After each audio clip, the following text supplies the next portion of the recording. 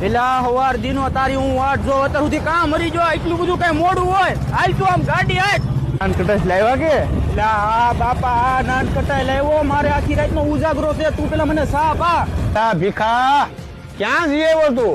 પેલા ભાઈ જોની આ સુરત મોટો છોકરો રે કે એની પાસે આટો મારવા જતો ભાઈ લ્યો સા કારુણા સા કરતા શાન બીડીયું ઓછી રાખો તો સારું છે હો. જોયું ને ભાઈ આ 3 ફૂટનો લેપટો અને મને કેમ કરે અને ભાઈ આ ગામડાની સાની વાત જ ક્યાંક અલગ છે હો ભાઈ. હા ભાઈ છે ને મારા મોટો છોકરો છે ને એને સુરતમાં સારું છે ઈ કઈ ખાંજે આમ લાંબા લેલામાં બેહાડ્યો ને ત્યાં નો હોય એમ આકે મારા કાઢ છે ને એના મકોડા ખાઈ જાય મારો ભાઈ. ભીખા તે તો સુરતમાં એસા કર્યા છે હમણાં.